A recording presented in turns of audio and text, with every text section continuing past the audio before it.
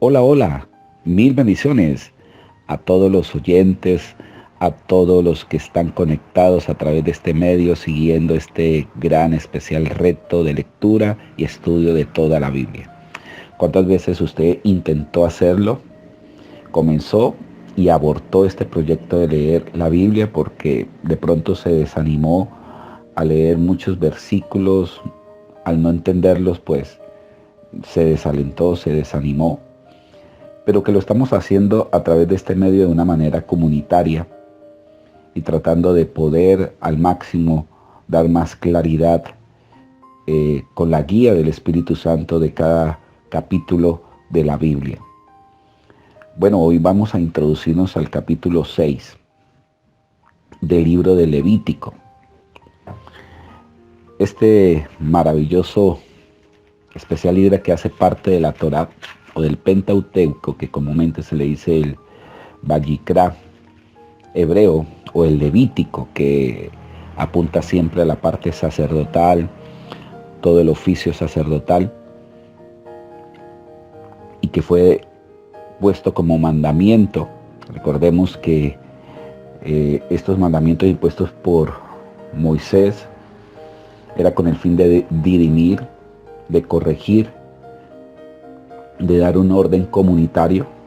Siempre la convivencia comunitaria es difícil, se van a presentar cantidades de problemas, y en este capítulo 6 pues se va a hablar de la restitución al agraviado, cuando se cometía el error de alguien quitar, robar, y era descubierto, y el mismo Dios lo sacaba a la luz. Se tenía siempre que restituir bajo la ley mosaica o la ley de Moisés. Habló Jehová a Moisés diciendo: cuando una persona pecare e hiciere prevaricación contra Jehová y negare a su prójimo lo encomendado o dejado en su mano, o bien robare o calumniare a su prójimo, porque no solamente es robar, sino nosotros podemos usar del falso testimonio para desacreditar a alguien, ponerlo en vergüenza, y se apela a que nosotros tenemos el derecho al buen nombre. Eso lo dice inclusive el libro de Proverbios.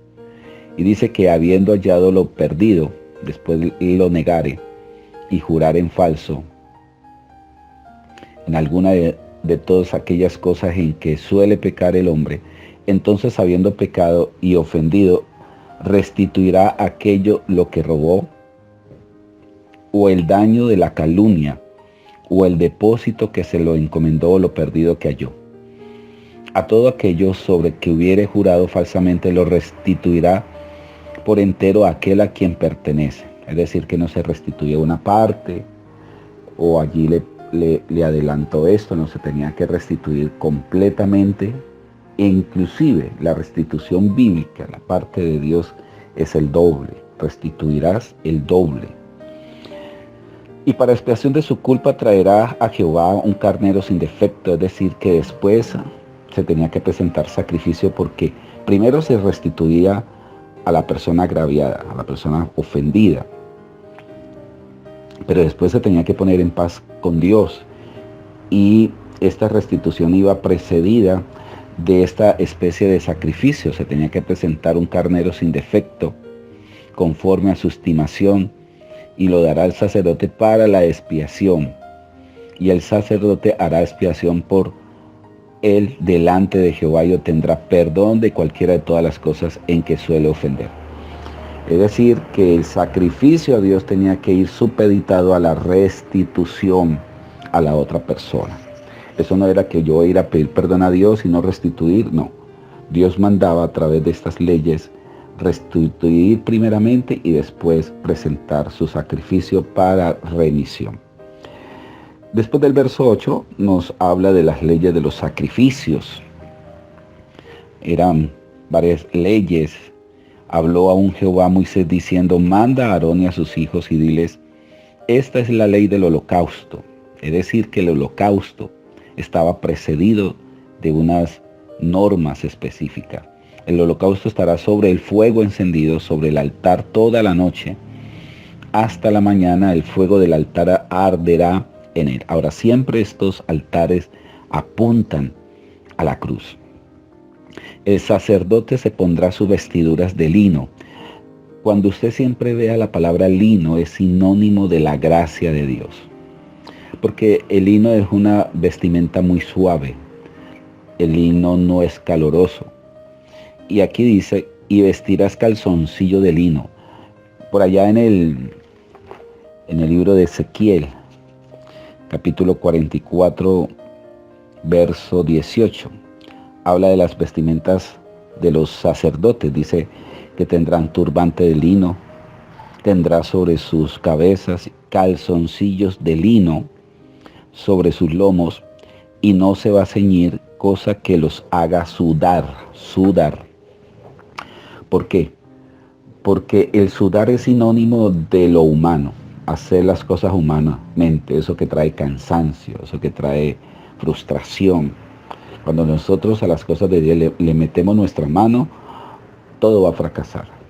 Todo tiene que ir precedido de la voluntad perfecta de Dios. Por eso es que Jesús dijo, todo aquel que trabaje, venga a mí y yo os haré descansar. Por eso la Biblia dice que hay que entrar en el verdadero reposo. Ese reposo es Jesús. Y el reposo no es dejar de hacer nada, sino es una confianza absoluta. La gracia de Dios. ¿Qué es la gracia de Dios? La gracia es lo que Jesús hizo plenamente, todo ese diseño perfecto. Él lo hizo, lo trazó, por eso se le llama el autor y el consumador. Cuando Jesús dijo consumado es, todo lo tetelestai, todo lo llegado a su fin exitosamente. Dios trazó un propósito. Cuando usted camina dentro de ese propósito que Él hizo, usted descansa en su gracia. Y esa gracia es lo que le va a traer liviandad.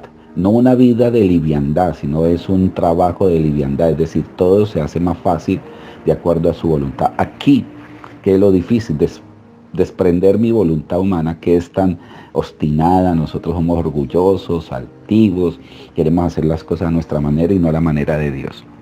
Entonces, el sacerdocio, esas vestimentas internas, esas vestimentas personales, íntimas, tenían que ser con lino.